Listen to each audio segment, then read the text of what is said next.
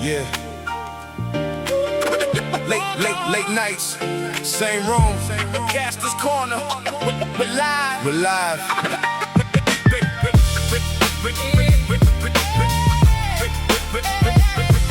Yeah. We're live.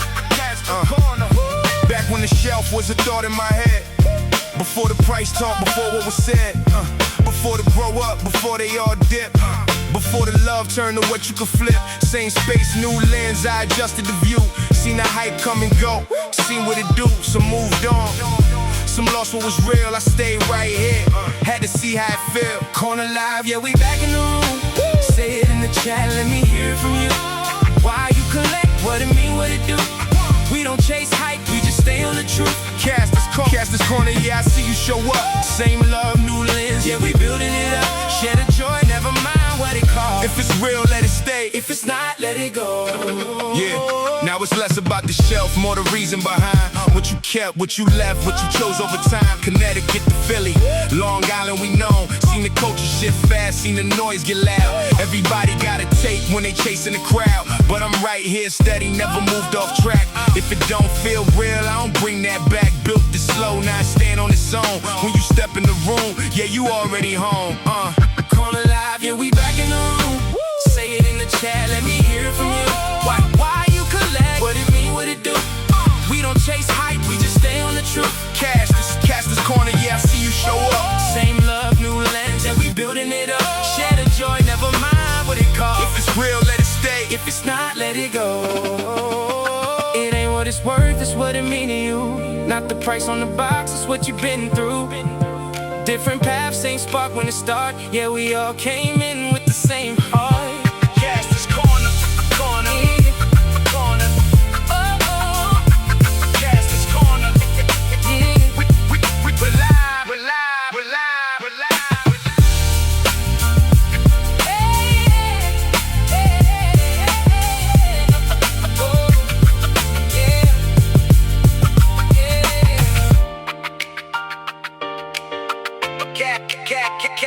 Kastor's Korner. We're live. Hi, everybody. Welcome to a live Saturday night here on Kastor's Korner, but we're not live. We recorded this earlier in the week. So this is a good interview. I have known this person for a very long time. We kind of started around the same time doing a lot of the website and toy stuff. And so really excited because we've done a podcast before, but we haven't done videos and it's been a while and the conversations come up. So I want to welcome my friend, Jason. You know him better as Poe Ghostal. Hello, Hey, sir. How are you? Good. How do you want to be addressed? Kastor or Khalil? It's fine. Khalil? Okay. Yeah. I didn't know which one you go by. Yeah, no, I think that people that like I just met sometime will call me Kastor, and I was like, I haven't used that as a name in a long, like that used to be like my foosh name, like when we had like message boards and stuff. So, Yeah. But yeah, There are still people, if I go to convention, who just call me Poe. yeah. I think if I didn't change your name in my cell phone, I'd be calling you Poe. Yeah. Like and when I refer to you, when I talk to friends and I'm like, oh, I'm talking to Jason, I was like, I can't say Jason. I'm like, oh, I'm talking, and then they know who you are. Right. Like you're known by that. So yeah, no, I think like we've talked back and forth about doing stuff, and creatively it didn't line up, and life got in the way, and all that stuff. But I think you and I had a very similar start, or around the same time, starting to kind of do this stuff. When did you start your site and doing reviews and stuff? Well, it's funny to go back. I mean, the name Poe Ghostal I came up with at while I was on the Spawn boards in late 90s. Yeah. Which I joined. I mean, I won't go into my whole toy collecting thing unless you want to later, but I sort of got back into toy collecting after my Magic the Gathering phase in the 90s. And most of my interests centered around Movie Maniacs and Army of Darkness and all that stuff. And so I was on the Spawn boards a lot. And that's where I invented Poe Ghostal. And that's where I also met a couple guys named, I think they're better known to most people by their handles, Yogo Ray and Shaka. and the three of us started oaf.net. Right. Yeah. Which Yeah. is still around. Yeah. And Josh posts or Josh's Yogo Ray, sorry, still posts like daily, writing reviews. Like I think honestly at this point, I think it's got to outlast like more reviews than even like Michael Crawford. Yeah. It's crazy. Like I go to Oaf sometimes just do a search for like I need a toy with tentacles. And I'll just like search tentacles site oaf.net because he's just bought everything. Yeah. So I did that for a few years, and then I decided to strike out my own. And so I think it was around 2007 I started PoeGhostal.com. And it's interesting because I really was into it for like 5 years. I was just going gangbusters. It was a blast. I was having a great time. I redid it a few times. I revised it. I'm not, and I've analyzed this a lot. I'm not sure exactly what happened. Like I just burned out on things like taking the photos. I think to some degree you can only review a He-Man figure so many times before you don't really have a whole lot else to say about it. And I was never going to pivot to video because I just don't have patience, and I'm not a video guy. That was never going to be me. And here you are. Yeah, so here I am. Well, yeah, that's true. Yeah. But I mean, like, I'm not going to do a video channel. And plus, compared to just running a blog, like you watch Pixel Dan, the hustle, it just seems exhausting to keep that going. It is. And get, and I think they all have full-time jobs along with that. So, and I think the other thing too is that I've always had this plan to be when I grow up to be a famous writer, and I think fiction writer, and I think I want to, if I get any ability to do any creative work these days, I want to try to do it on that. Yeah. No, I agree. I think there became a point where I was doing reviews and it was like, what else can I say? It's the same body. There's different paint, so I can comment on the paint and maybe the head sculpt. But like there was a certain point where there wasn't much else to say because they weren't making changes. They weren't like updating any of the articulation. It was just the same thing. And I think a lot of us that were doing like the writing reviews, like the written reviews and pictures, we were running out of content and creativity. Yeah. Like there wasn't much left to do. I was always more about like the figure always was in some ways was a secondary aspect to me. I wanted to write about the phenomenon of the toy line, the history of He-Man, the weirdness of this particular character, and so when you're reviewing your 7th or 8th Batman figure, I'm like, I don't really have anything else to say about Batman. Like, yeah. And I think the other thing that happened too, interestingly enough, is right around the time that I I had a kid. That affects things. And I also, that was around the time right near the end where I was getting like free, like people, like companies were sending me free samples. And that just crossed my circuits in terms of like, I always want to be like honest to my readers. And I'm like getting it for free, just, like free samples. It's hard to, I feel like, be honest. So I would always be very upfront about how I got it for free and stuff. But even then, I think when those samples would come in, and the other thing was it started to feel like work, right? Like you're just like, okay, I got these free samples, so I got to justify getting them, so I better review them. And then, of course, the process of reviewing them will be like mental torture because I want to be fair. So you want to be fair, and then it does become work, and you're like, I got to turn in my homework almost. Like you got to get it done. It's not like an organic thing where you're like, I see this thing, I really want it, I want to talk about it. It's, I was given this work, now I have to prove that I deserve it. And I got that. I always looked at it when some of the companies would send me stuff as like, I got to a point where they trust me to be honest about it, because I think for some of the companies that was like media companies that they'd send us movies or books or things like that. If we didn't like it, if we didn't think it was a good product, we just wouldn't review it. Like it'd just go in a pile. We'd give it away at a certain point. It'd be part of like a pool of like giveaway stuff. I think with the toy stuff, we always reviewed it for good or bad. Like we were always looking at it going, yeah, no, it was very nice of them to give it to us. It didn't work. Like, whatever they did didn't work, or it worked really well. And I would have bought this anyway. Or I already bought it. They sent it to me, so we'll give away the second one or so. There was always something about it. And it's interesting to see what's happening now, because I noticed with Dinosaur Dracula and at least one other person I was following on Blue Sky got free copies of Boss Fight's Halloween Garfield figures, which I'm very excited about. I could go on forever about the things I never thought would ever get made, action figures I've bought in the last like 4 or 5 years. It's insane. So yeah, action figures based on the Garfield Halloween special, my favorite Halloween special. But they sent it to Dinosaur Dracula. I'm like, that's a good choice because, you know, I don't want to call him an influencer. I don't think Matt would ever accept that title. But he's also not going to like really go into the weeds on it. He's just like, and I don't think his fans expect him to.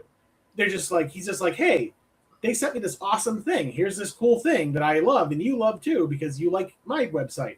And I think that's a good place to be, honestly, these days. I feel like in some ways, you know, like. I think AFI always did that. Like Dan would do some reviews here and there, but he got to a point where he's like, Mattel sent me these Batman or Mattel sent me this He-Man. Here is a 20 picture gallery. Enjoy. Like it wasn't meant to be, I'm not going to come down one way or the other.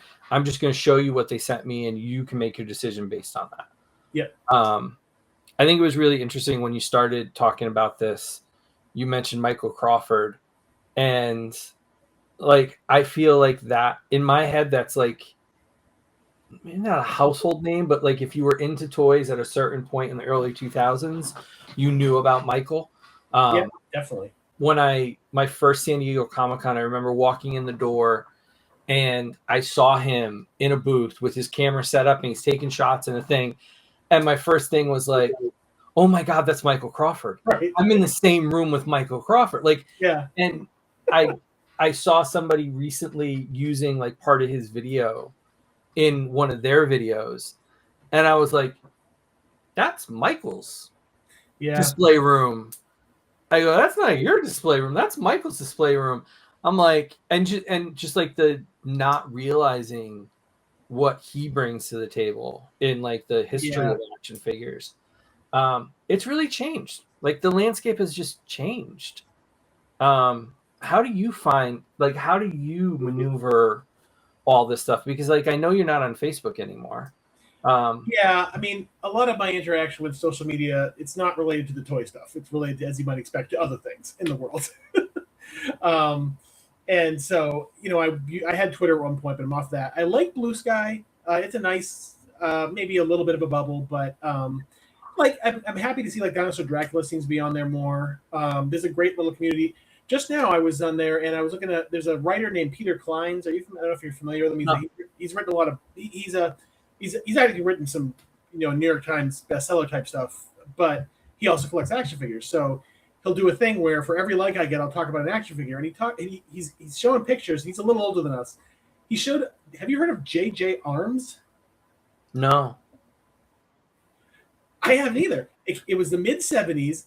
There was this guy, real life guy, who was like a private investigator, and he also had prosthetic limbs because he mangled his hands at some point. Okay. And he became this like, you know, I guess this cultural. This is all from a Wikipedia article I read 20 minutes ago.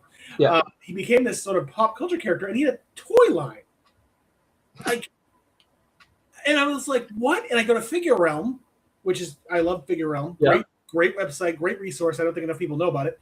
And there he is, and I'm looking, just here he is. He's got interchangeable, like swappable hooks and like prosthetic. Yeah, seriously, it's like this. It's like they were trying to cash in the, you know, the $6 million man thing with this real life dude whose last name actually is Arms.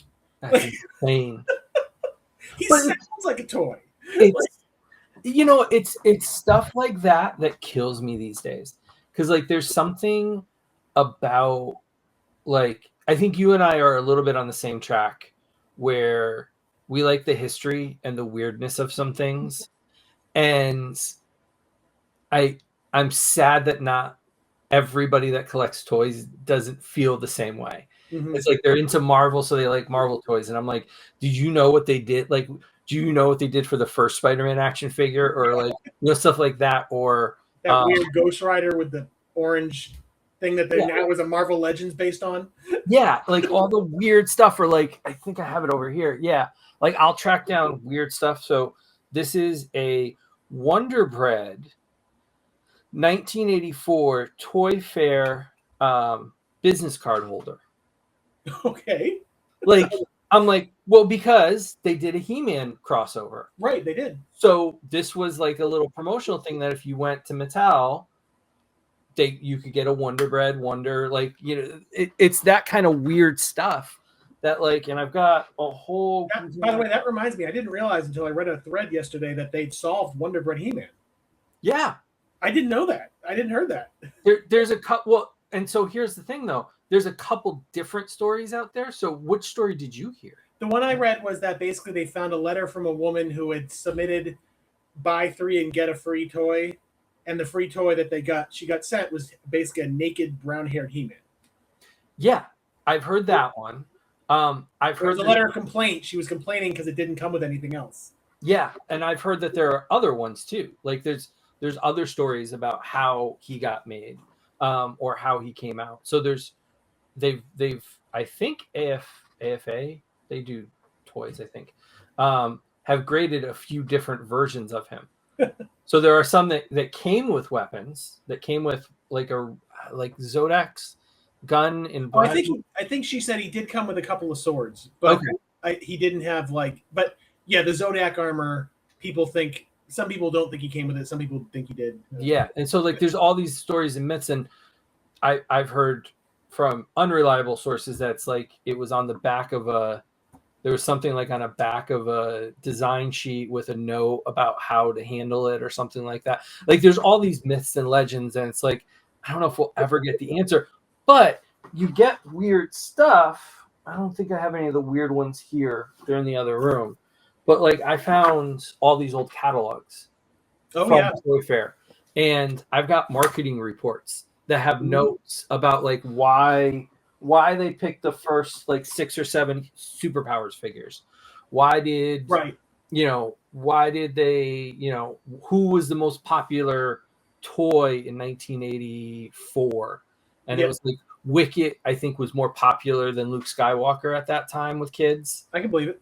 And so it's like it's that kind of stuff where you get the rankings, you get to see all that stuff, and you really get to see like the history of it. And I'm like, when you say Michael Crawford, when you talk about some of the old ones like Action Figure Times would have articles that felt like you were getting some inside info. I mean, I did that all the time at Toy Fair. Ben Leach and me would just take turns writing those vintage articles. I interviewed the guy who was behind RoboForce.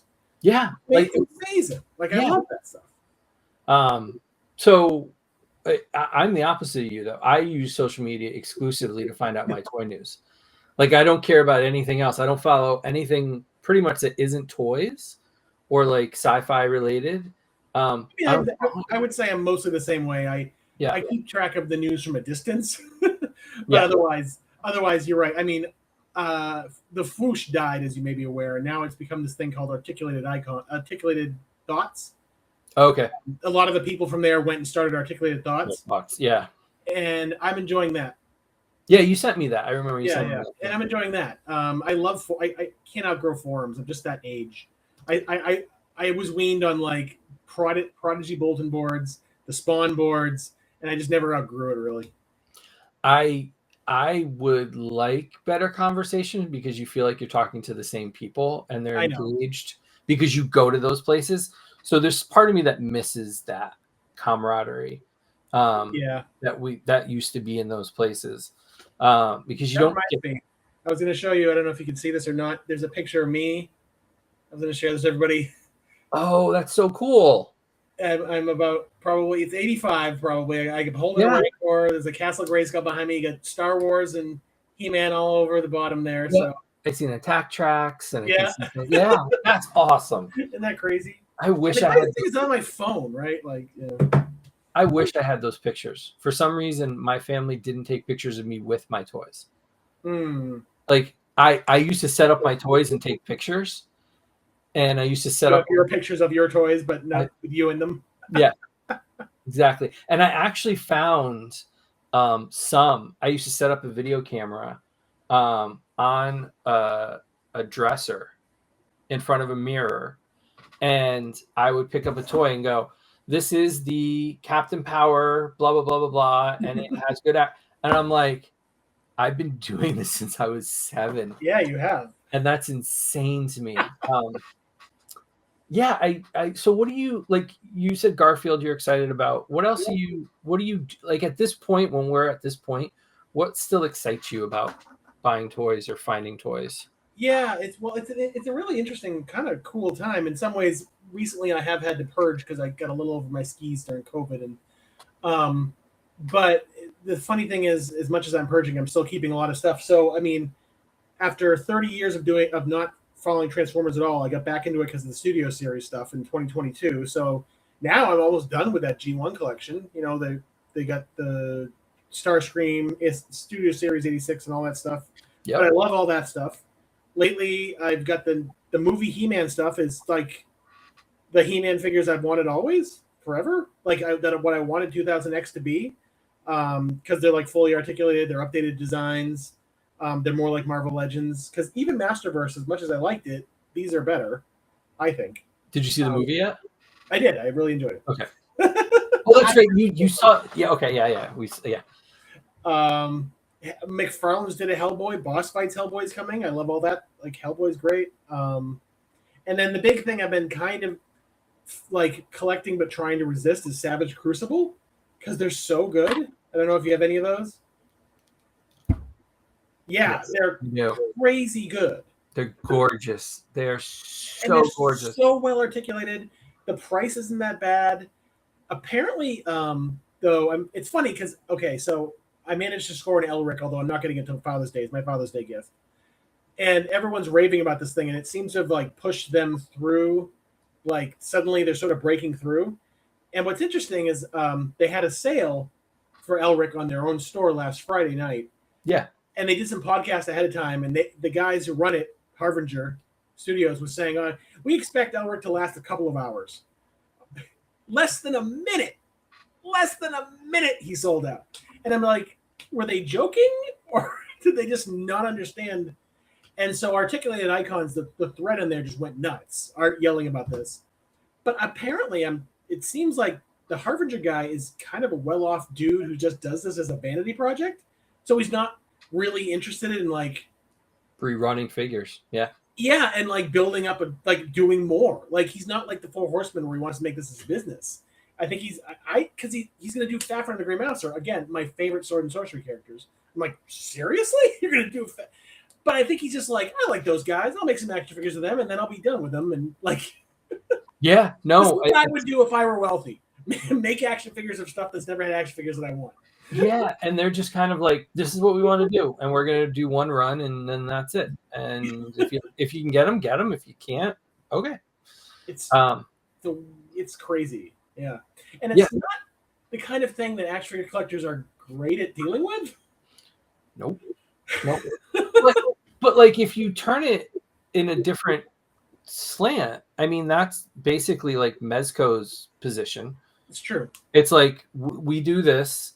We're going to put them up. Some are going to sell out in 30 seconds. Some are going to stay on the site for 2 years. And like, I had one that was waitlisted for like 6 or 8 months. And I'm like, yeah, it's never coming. And then it just was like, it's shipping tomorrow. Yeah. Check your credit card. And I'm like, oh my God, I never thought I was getting this. Batman 89, Godzilla Kaiju Collective, which was unfortunately terrible. The toy, actually, I forgot, that blew my mind, was the 3-0 Godzilla. This is basically the Godzilla I've wanted my whole life. Why? I don't know if you can hear it. It roars.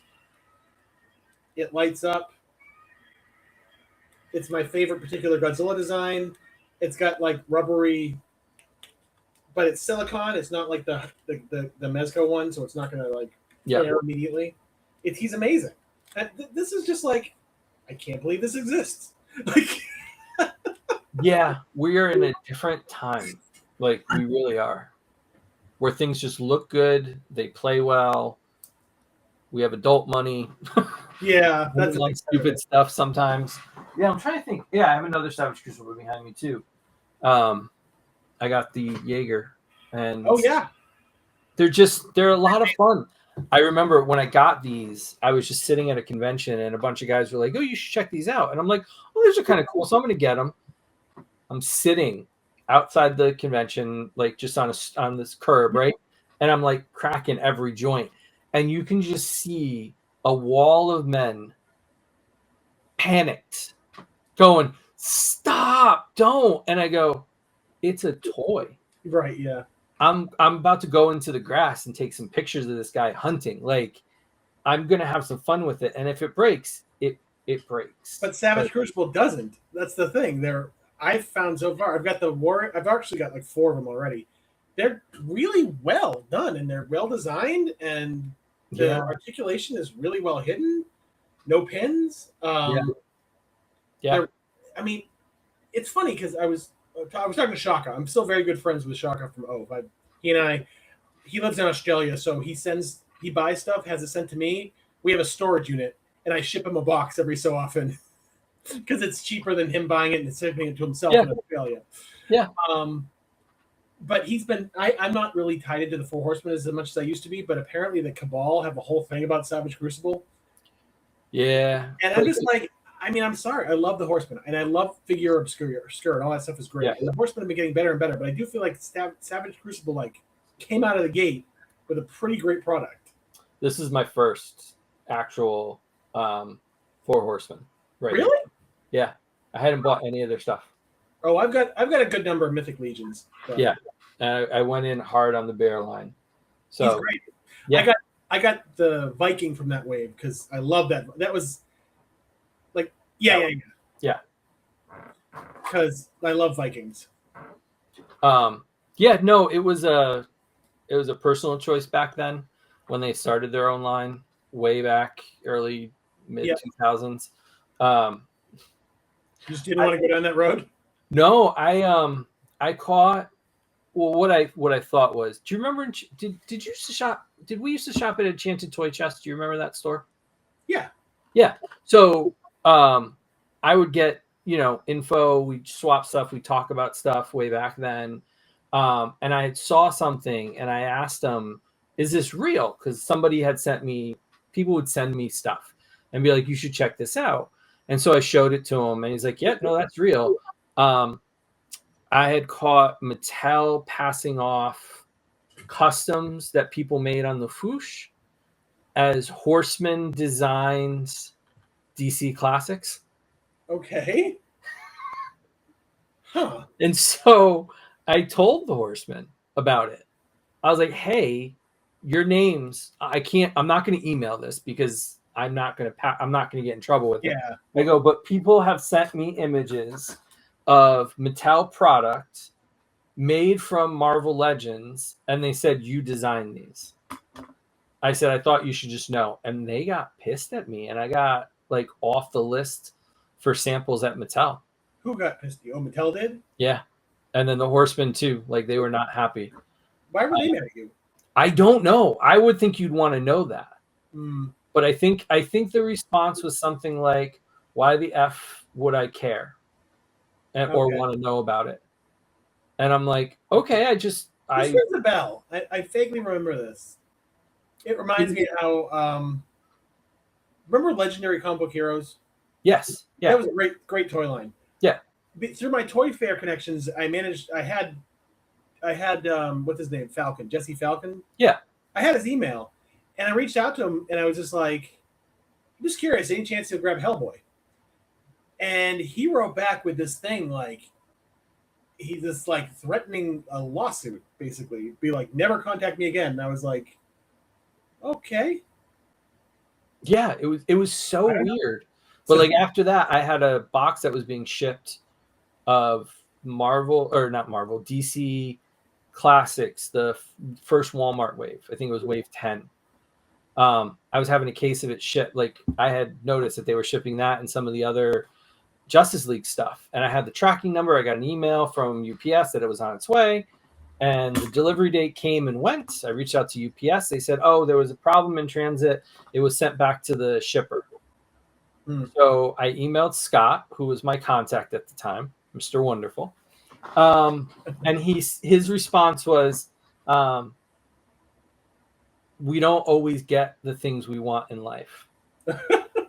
Good luck." And I was like, And it just coincidentally was like the week before I had reached out to the Horseman and told him about the thing. Okay, yeah. And so I'm like, the timing just works its way into that. So like, I still have the picture, I still have the proof, I know who made the customs. Yeah, I think in some way, I mean, like I said, I have over the years, I've gained a lot of sympathy for a lot of people who have to deal with this stuff, because I think even just you can just see it so often happen. I think the fan collectors can just be so tiresome and so badgering. It's happening to Savage Crucible guys now with like Elric sold out, and now they're getting a ton of shit online for it. It's just it's unfortunate, because I think the internet's a big part of it, and I love the Horsemen. I mean, I was a big booster of theirs in the Spawn board when they first split off from McFarlane and were doing the He-Man stuff, and because of that they invited me to go check out their studio, and I did, and like I that was fantastic, and I loved it, and it was great seeing all that stuff. I remember, I'll never forget, I had written part of my senior thesis on. Well, I wrote about Beowulf, and I wrote my thesis on what happens to the story of Beowulf when it gets converted into different other media forms, and one of them was the movie The 13th Warrior, the old Antonio Banderas movie, and their original He-Man design had basically the head of Vladimir Kulich from that movie, the Beowulf character. Yeah, I remember that one. Yeah, like he basically had that guy's head, and then they changed it before the figure actually came out. But they did kind of rework it into King Grayskull a little bit, which is interesting. So like that was really cool to see, and and I'm so glad for all the success they've had with the Mythic Legions and the Cosmic Legions stuff. So the only thing I'll say is the Cosmic Legions, it ended up being a little bit more like modern sci-fi than I expected. I thought, like Anthem or something, those video games. Yeah. The word, rather than being like, I think I kind of wanted like retro 70s. Like spacemen kind of. Yeah, Yeah. They went a different direction, but it's still pretty cool. It's neat stuff. So how do you collect nowadays? Like, I think everybody's changed in the last 10 years, like how you collect. So what's it been like for you? Like, how is your procedure? How is your outlook changed in the last few years? Oh, well, as we're discussing, like with the Elric, actually, that's not just Elric. It's pretty much anything. Like if I want to get Skywarp, Student Studio Series Skywarp, I better pre-order him when he comes out, because I'm probably not going to see him at Target. If he's a popular G1 character, chances are I'm never going to see him in person. Maybe once. That's how it was with McFarlane. So these days I pre-order everything, basically. It's all pre-ordering. I don't love the model where a lot of places seem like we pre-order and then you just wait forever. Like the Horsemen, unfortunately, that's all their stuff takes years. Yeah. That's how it works with Mezco. I mean, their windows are very rarely when you actually get the product. I think at this point I'd rather they just didn't tell us and just put it out when it was ready. But I think for the Horsemen, I think they use that pre-order money to produce the figures to some degree anyway. Yeah, I don't know if it's the same model, but from what I remember, it's like the Kickstarter model of like they take the money and then they go into production. I don't know what they're using nowadays, but yeah, no, it sounds about right. And in terms of what I do with it, ever since the website ended, my biggest thing is dioramas. I make dioramas. As you can see behind me there, everything is dioramas. About 7 years ago, I wanted to get like a castle diorama, and if you go to my Blue Sky account, you'll see, which is just Poe Ghostal, you'll see those pictures of it.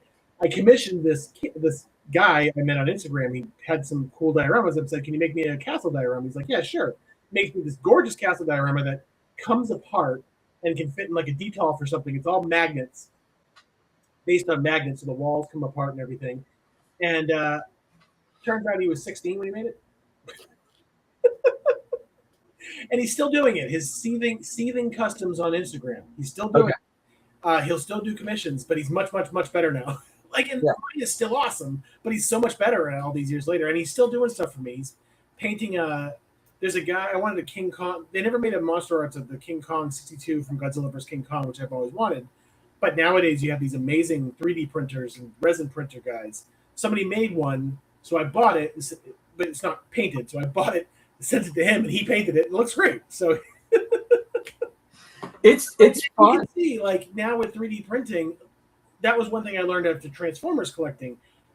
The third-party accessories is huge, a giant market. Not just third-party Transformers, but also these just additional things to fix or improve the existing figures. I didn't know anything about that, and that has just been really cool to learn and get into. Yeah, the upgrade kits, like some of them you look at and go, "Oh, that's kind of fun." Like that'd be fun to kind of add on. And I did a podcast with a stand-up Greg Stone, and I was on his YouTube channel, and he's opening one. He ordered it from like AliExpress or one of those places, and he not only got the 86 Optimus Prime, but they included the upgrade kit to give him Megatron's arm and like all these extra pieces to cover it up. And I'm like, dude, you paid half the price I paid for my Optimus, and you got the upgrade kit. I go, how? I have that as well. I have that KO. It's incredible. Yeah, it's but I also have the original, but I have the KO. And Yeah. that thing was amazing. It had the swappable Starscream head. Yep. Like, Yeah. totally bonkers. The stuff that comes out of there. The upgrade kits are kind of insane too. Yeah, no, I agree. And I think at this point, from what I've seen, I think the Hasbro designers sometimes will make compromises on a figure to keep the cost down, knowing that there are going to be upgrade kits that will give the people what they need for this or that, which I can tell you, obviously, you can tell a lot of fans hate, but I don't know. Sometimes I think it's just the compromise that has to be made in order to like get the figure out there at all these days, right? I don't disagree with you, but like, did you get Devastator? Did you get all the? Yeah, I love them. I do too, but I was bothered that the Voyagers were Voyagers. I don't think they deserve to be Voyagers. What was Voyager?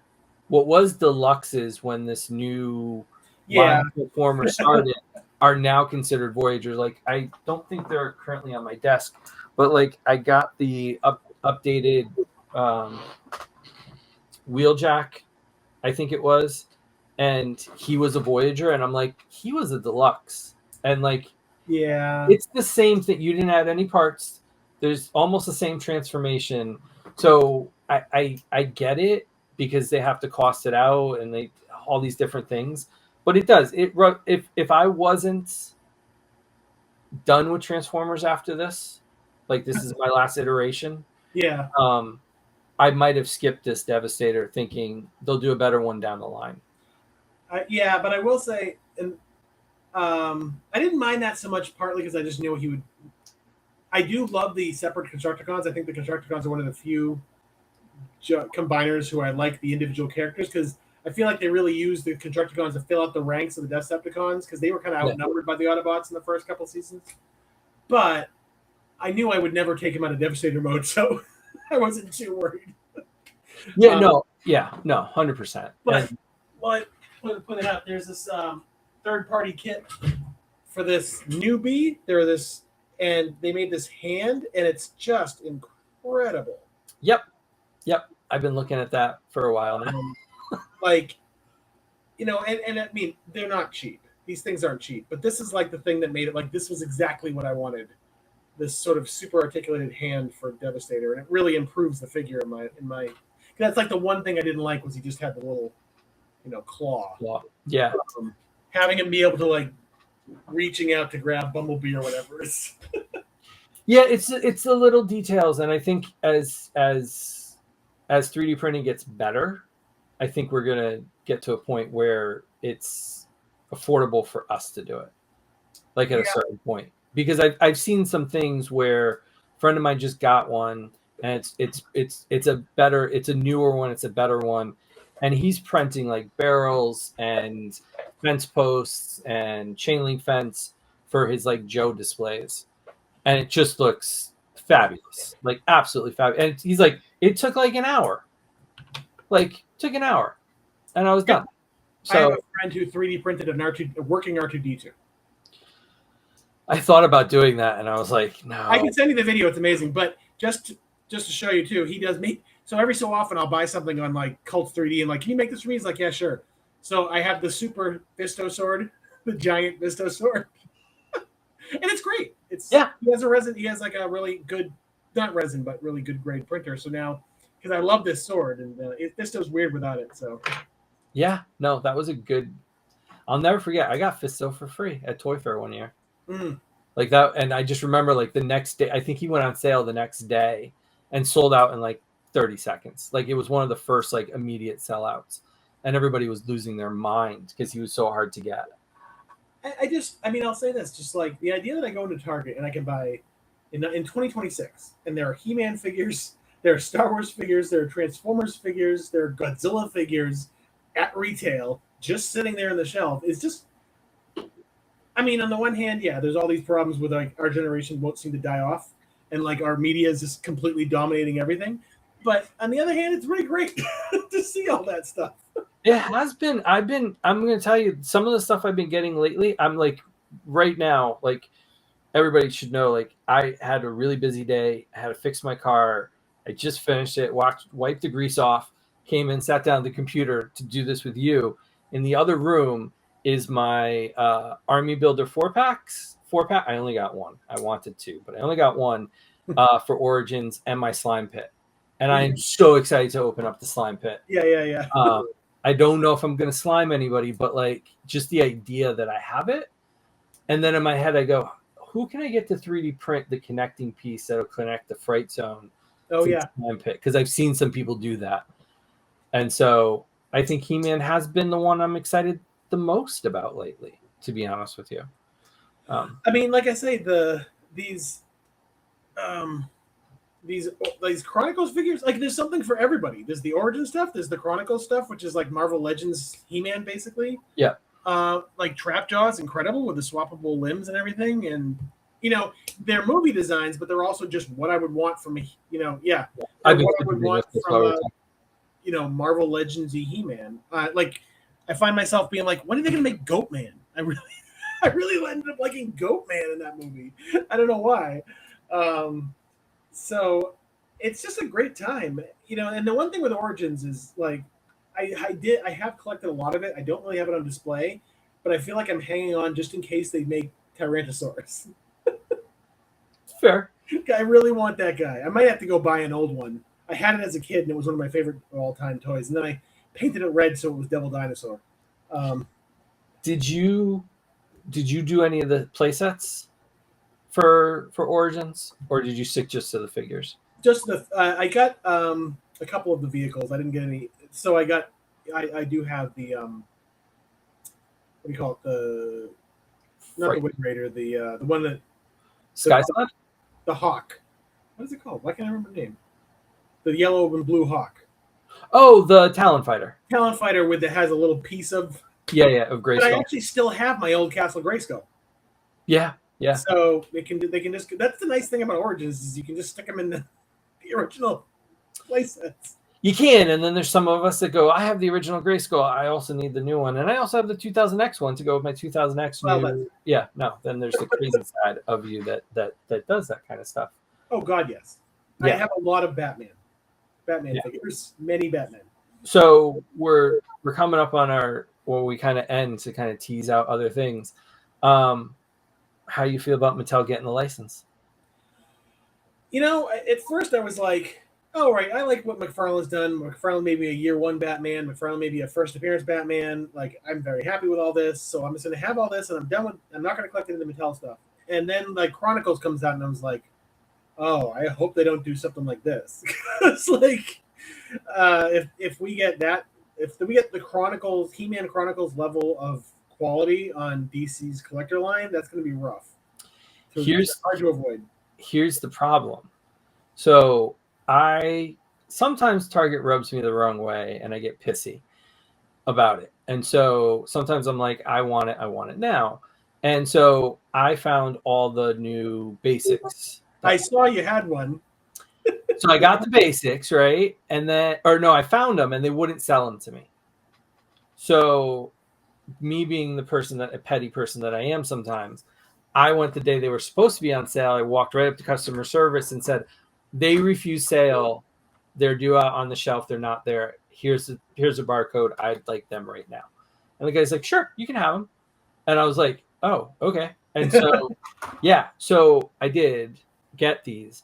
And it's insane because it's double knees, good ball joint here, good ball joint here. The cape is okay, but it's rooted. It's got a hole for a backpack. Oh yeah. But like the sculpting and everything looks really good. And if you put this Robin next to this McFarlane Batman, Yeah. it looks better than the McFarlane Robin with Which this is too Batman. tall. Yeah. And so I am now scared.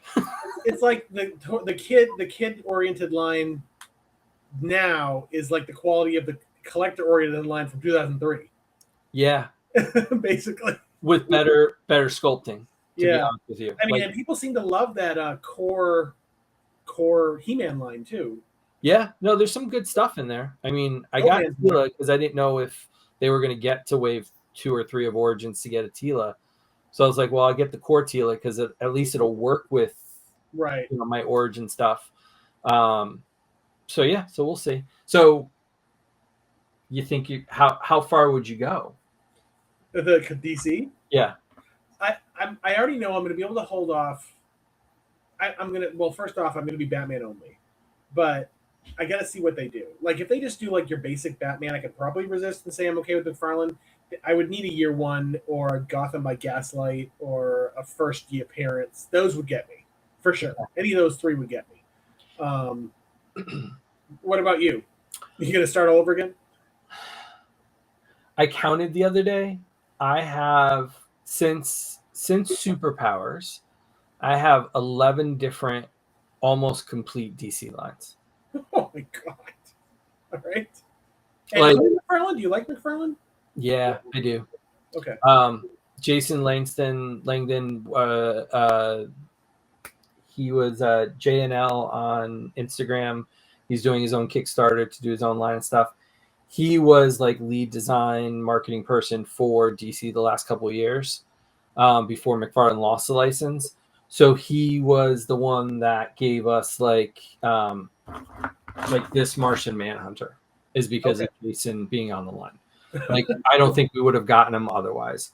Same thing with the new Alan Scott and this Batman is a result of him like being on the line because he's our age. And so he wanted to do really good versions of those characters. So we got some Black Condor and Gangbuster and all these weird Total Justice Superpowers-esque stuff. So I went kind of hard into McFarlane because they leaned into what was nostalgia for me. Now I'm hearing that the last couple waves might have the Absolute universe in it because there's a Wonder Woman, Superman, and Batman on the list. So much stuff here. It's crazy. A friend of mine did a count of what was on the leak list before the one that came out this week. Just on the one before that, it was $4,000 worth of product if you bought everything on the list. Oh my god! As an average price of and like yet, $27 a piece or $25. We still don't have a standard comic classic Harley. It's driving me nuts. Like supposedly she's on. She's in like one of the last waves. Like, but that's just. I feel like Harley in particular. I feel like they left money on the table there over the years. Like bizarre. I think they did too. I think the Suicide Squad films killed it for what was perceived as a kids line. Like I think the R-rated movie. I agree with you. I totally agree with you. I am surprised that animated looking Harley was what they considered a comic one in Wave 1. I mean, I'm surprised we didn't get Arkham Asylum Harley, Arkham City Harley. Like, never mind a classic comic Harley. Like, we didn't get. Did we even get an Amanda Connor Harley? I don't think we did. We got that stuff. It's just weird. I think we got one. I think we really got one in this line. I think we got the one in Wave 1. That was like basically a animated series. Yeah. And and they did the 2 movie Harleys for the Suicide Squad film that were considered like adult collector. Right. And so, but that's it. Like that's it. Just very strange because I know Jim Lee has said that like Harley's number 4. Yeah. Like, in terms of their sellers. And it's and McFarlane loves money. Like so I it's baffling. it's of everything he's done, and I think he's done a pretty. I think that the company's done a pretty good job. The lack of Harley stuff is just weird to me. I think the beginning of it. Well, they did. Oh, they did the Birds of Prey. So they did the yellow jumpsuit one, but that one was canceled, and then everybody did an uproar, so they released it. But he had a hard line at the beginning of this, like no female figures, like very little or none, and so I think that is what hurt it. And then by the time they got here to this point, they lost the license.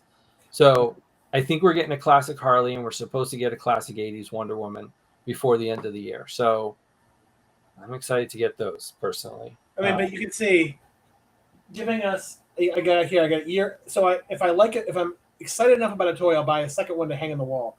I got the year one Batman, which I wanted forever, and no one had made. And then of course, I got to have the Joker. Yeah. The Nicholson Joker, which everyone's like, it's not really Nicholson Joker. I'm like, that's good enough. Yeah. Come on. Like, that is good enough. Get yourself a custom head if it's that important to you. But, like... yeah. And it looks better with the hat than it does the hair. I will say that. But he got it. He got it. He did it. Did it. He did it at retail. It wasn't some insane set like that weird 2019 Joker thing. Well, or the one that came out last year that came out with like that was like what $250, and you had to buy like the special Robert De Niro figure with it. That's what I'm just saying. Yeah, Okay. Like he didn't do that with it. He just put it out at retail. Put it out. And I guess Two-Face is coming, or something, or something else is coming. Oh yeah, supposedly there's a Billy D. Williams Two-Face coming. Yeah, from the comic. Yeah. So there's a couple of little surprises, things that are going to pop up here and there. I think he's going out with a bang. I think it was kind of like, we'll do this. We're going to show you how crazy we can get. And DC was like, yeah, we like money, so we're going to go with Mattel. Let me ask you this real quick, and before we go, yeah. What do you think he'll pivot to? Because like I actually, while I'm very excited for the Boss Fight stuff, I really like their Hellboy. And I like what they're doing with the Savage Dragon, and I don't care about Shadowhawk enough to get him. But I don't know. Where can they go next, do you think? Well, the sports stuff, I'll be honest with you, I do want the Magic and Bird figures. Like the Bird figure tempts me. Yeah, awesome like, and if he can do a few more, if we can get some of that era, if we get like a Isaiah Thomas, we get a Jordan, we get a Reggie Miller, we get a Ewing, like if he can go down the list of like the 80s 90s stars, I would be all in for that. You think he's going to go sports though? I think he's going to go sports. I think he's going to do like the independent stuff with like Hellboy and Savage Dragon. Those, I think we're going to see that continue. I think Spawn's going to continue. He'll go after some movie licenses, but his track record with other properties before DC were horrible. It's true. Like you'd get one wave, maybe two figures instead of a whole wave, and then he just like let the license run out and just be done with it. And he still doesn't make a lot of decisions. Like that Diablo line, if that had been articulated, I would have bought them all. Yeah, no, it's weird. It's fantasy figures, but no, so I didn't get them. Well, and then there's the stuff like that he did with I think my friend, I didn't get them, but like the Avatar stuff, my friends have been crazy about.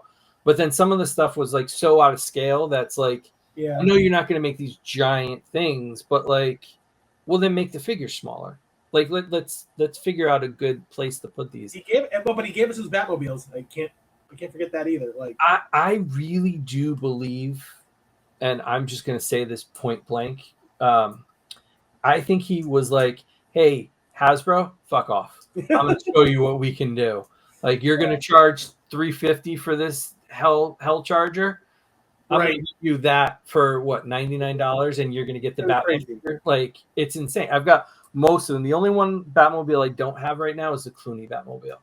And I just can't pull the trigger. I don't have the space, and that's what's killing me. They're huge. Yeah, I've got the 89, the animated, and the Dark Knight, and that's all I need. But those are my favorite Batmobiles. But having them at all is just amazing. I kind of want the 66 one, like the bigger 66 one. Especially since it's like Robin's coming. Yeah. No, that's how they get you. That's how they get you. Yeah. So, thank you for joining me. It was really great to catch up. Where can people find you? Tell people where to find you. So PoeGhostal.com still exists, although it's mostly an archive at this point. But it is fun to go read the old reviews and stuff there. And And in terms of like contemporary, like new stuff, Poe Ghostal at Blue Sky. Just do Blue Sky Poe Ghostal, POEGHOSTAL. You'll find me there. I'm also on Instagram, although I don't go there as much. Blue Sky's the main place I'm interacting with people these days. Yeah, and I'll put links to everything down in the description. So if you want to check them out, let them know. And I'll share it on Blue Sky when it goes up. Yeah, Saturday night, 9 o'clock. It'll go up for a live premiere. Thank you, Jason. It was great to catch up. Yeah, great. We should do it again sometime. Yeah, definitely. All Cool. right. Yeah.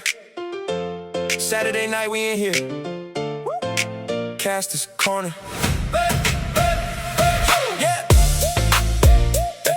Yeah. Yeah. Saturday night, we in here. Kastor's Korner. Pull up, step in, yeah, the room feel right. Every week, same crew, yeah, we back on time. New faces, old names, I see everybody. From the chat to the screen, yeah, the vibe stay solid. Hit the comments, let it fly, let it show what you like. Who we talking to next, who we bringing on mic. Every voice matter here, yeah, we building it right. We just here for the love every Saturday night. We in the room, yeah, we live tonight. Say it in the chat, let me know you alright. Show what you love, let it shine, let it move. We collect, cause we love it, that's the truth. Korner live, yeah, the whole crew here. Every comment, every voice, yeah, we all in here. Price don't matter, it's the time that we spend. It's the talk, it's the bond, we connect in the end. Shout out, shout out. Weekly viewers, yeah, you know who you are. Been here from the start, helped us take it this far. To the guests on the show, yeah, we thank y'all too. Every combo, every moment, yeah, we building with you. From the likes to the shares, yeah, we see all that. Every comment, every post, yeah, we read all that. Tell a friend, bring them through, let the room expand. We just building something real, yeah, you're part of the plan.